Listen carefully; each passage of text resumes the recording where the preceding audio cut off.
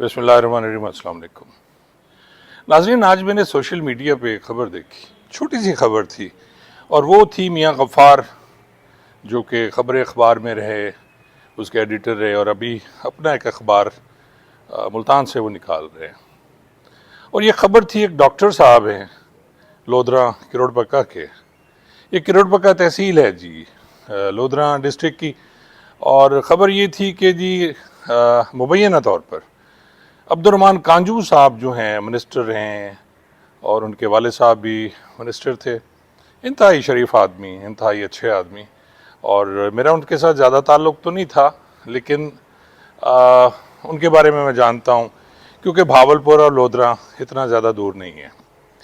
Abdurrahman कांजू साहब से भी मेरा अच्छा ताल्लुक़ है और इस ताल्लुक़ की वजह आमिर यार वारन साहब हैं जो MNA रहे हैं और छोटे भाइयों की तरह हैं। मेरे था उनके जो थाना है नौशहरा, उस पर भी मेरी पोस्टिंग रही और मैं वहाँ SHO रहा। अच्छा, खबर कुछ यूँ है ना जी, अस्सलाम वालेकुम। मेरा नाम डॉक्टर फजल रहमान है। मैं सीनियर मेडिकल ऑफिसर हूँ तहसील हेडक्वार्टर अस्पताल किरोड़पक्का में। सन 2018 में मैंने अब्दुर्रहमान कांजू ख़ानदान से ना तकरीबन कोई 37 एकड़ ज़मीन ली थी और उस ज़मीन पे मैं काबिज़ भी हूँ, काश्त भी कर रहा हूँ। और उस ज़मीन के सिलसिले में मैंने अपनी वंडाबंदी भी कराई हुई है। मेरा पानी भी मेरे नाम का है, मेरी किले मुरब्बे भी मेरे नाम के हैं, खेवट भी अलग है मेरी। वक्त के लिहाज से इन खान साहबान को ना ये बहुत अजीब सारा महसूस होना शुरू हो गया है कि ये ज़मीन ना हमें वापस कर दी जाए। ज़मीन को वापस करने के लिए उन्होंने हर दौर में तरह तरह के हथकंडे अपनाने की कोशिश की है। तो उनकी हमारे पास ऑडियो रिकॉर्डिंग भी इस चीज़ की मौजूद हैं जिसमें वो क्रिस्टल क्लियर डिमांड कर रहे हैं कि हमें हमारी ज़मीन वापस कर दो। लेकिन चूँकि मैं एक डॉक्टर हूँ, एक एक रुपया करके मैंने पैसे इकट्ठे किए हैं और ये ज़मीन बच्चों के लिए मैंने ख़रीदी थी। तो इसको हम बागात भी हमारे लगे हुए हैं वहाँ पर और काश्तकारी भी हम लोग कर रहे हैं। डेरा भी बना हुआ है, टरबाइनें लगी हुई हैं वहाँ पर, जानवर भी मैंने रखे हुए हैं। इसी दौरान कल की नशिस्त में इससे पहले भी हमारे वक़्वात होते रह गए हैं। जैसे हमारी एक दुकान बन रही थी तो इन कांजू ख़ानदान ने हमारी खिड़कियाँ चोरी करा ली। फिर इसके साथ साथ ये हुआ है कि कल के दिन मेरे वाले साहब जैसे रकबे पर गए हैं ना, वहाँ पर कांजू ख़ानदान के कोर्ट से निकल के 10 से 12 आदमियों ने ना मेरे वाले साहब पे हमला किया है और उसे बहुत बुरे अंदाज से मारा है। मेरे वाले साहब ने मुझे कॉल किया, ड्यूटी को कल तकरीबन ख़त्म होने वाली थी। मैं वहाँ पर पहुँचा हूँ अपने वालिद साहब को लेके ताकि उनका मैं कोई टीका पट्टी करा सकूँ, ताकि उनका इलाज करा सकूँ। बाद में भी इनसे बात कर लेते हैं अभी मसाइल क्या हैं। इसी दौरान मैंने गाड़ी खड़ी की है तो तकरीबन कोई 35 से 40 लोग, जिसमें अमीन खान साहब जो है ना, जो कि अब्दुर्रहमान के सौतीले भाई हैं, वो भी उनमें मौजूद थे। भागे हुए आए हैं, डंडों से, पिस्तौलों से, बंदूकों से हमें ज़दोकोब किया है, बहुत मारा है। मेरे जिस पे 36 इंजरीज आई हैं जिसकी MLC बन चुकी है। मेरी 2 उंगलियों का फ्रैक्चर हुआ है और एक दूसरे हाथ की उन्होंने ज़रबें इतनी गहरी लगाई हैं कि गोश्त निकल आया है उसका। बाकी पीठ पर इतनी ज़रबात हैं कि जो कि तस्वीरी शक्ल में हमारे पास मौजूद हैं। ये लोग फिर हमें उस जगह पे उन्होंने मारा, हमारी ज़मीन पे हम लोग ठहरे हुए थे। फिर हमें घसीटते हुए अब्दुर्रहमान कांजू के डेरे में ले गए हैं। वहाँ पर इन्होंने हमें बहुत बेदर्दी से, इतनी बेदर्दी से मारा है जिसकी कोई सोच हो सकती है। इसी दौरान अब्दुर्रहमान की वालदा साहिबा ने बड़ी कोशिश की है कि हमें बचाने की, क्योंकि वो भी मौके पे मौजूद थी। तो अमीन खान कांजू ने उनके साथ भी बड़ी बदतमीज़ी के साथ पेश आई हैं। तो वो एक चौंके खातून थी, वो बेचारी बुरा भला तो कहती रह गई कि ये बेकसूर लोग हैं, क्यों मार रहे हो, ज़मीनें आपने अपने शौक़ से बेची थी। तो ये लोग अपनी ज़मीनों पर बैठे हुए हैं। तो उस पर अमीन खान ने उस अब्दुर्रहमान की वालदा साहिबा को भी बहुत बुरे अंदाज से उसके साथ पेश आया। लिहाजा इसमें सारे मामलात में हम देख चुके हैं कि पुलिस भी हमें फेवर नहीं कर रही मेरिट पर हमारा, क्योंकि जो मेडिकल टारगेट था ये 2:15 बजे की लड़ाई हुई है। रात को तकरीबन 11:30-12 बजे की जाके हमारा मेडिकल बनना शुरू हुआ है। जबकि दूसरी पार्टी का एक खुद साख्ता एक मेडिकल उनका ऐसा है जिस बच्चे की शाने की हड्डी तकरीबन 1.5 से 2 माह पहले टूटी हुई है, तो उन्होंने उनको पेश कर दिया है। दूसरे लड़के को पेश किया जो कि उस लड़ाई में था भी नहीं, उसका भी फिक्टिशियस बना के ना उन्होंने हम पे FIR भी दे दी है, यानी कोर्ट भी हमें लगी है और FIR भी हम पे हो गई है।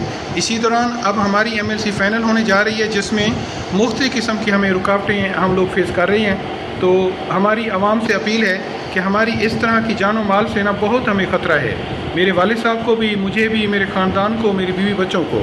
तो आप लोगों से उम्मीद करता हूं कि आप इस हिस्से में हमारी मदद ज़रूर करेंगे।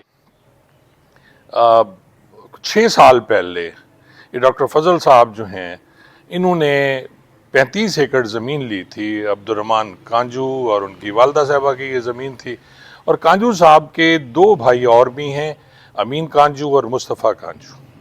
अब मुस्तफ़ा साहब कांजू, अगर आपको याद होगा, लाहौर में एक मर्डर हुआ था छोटी सी बात पे, जहाँ ये रिहाइश पजीर थे कैवलरी ग्राउंड के पास या कहीं और, तो वहाँ ये मर्डर होता है और वो एक बच्चा जिसको इन्होंने फायर मारकर मौके पे हलाक कर दिया था, और बाद में प्रेशराइज किया गया, मुद्दई को सुलह हो गई। और लेकिन उस वक्त के जो चीफ जस्टिस थे साकिब निसार, उन्होंने इसको मानने से इनकार कर दिया, सो मोटो लिया, और उसके बाद मुस्तफ़ा कांजू साहब जो हैं वो इंग्लैंड चले गए और अब भी वहीं मौजूद हैं, और वो मुकदमा भी अभी तक मौजूद है। वो मुकदमा ख़त्म नहीं हुआ क्योंकि वो जो सुलह उस पर हुई थी, क्योंकि बड़ी दहशत फैली थी उस कत्ल की। ये उसी टाइप का एक मर्डर था, आपको याद होगा, एक जो जतोई ने किया था वहाँ कराची में, वो DSP का एक बेटे को, बड़ा मशहूर केस हुआ था जिसपे सोशल मीडिया और सिविल सोसाइटी ने बड़ा हंगामा किया, एहतजाज किया, और इसी तरह इस लाहौर वाले कत्ल पे भी एहतजाज होता रहा।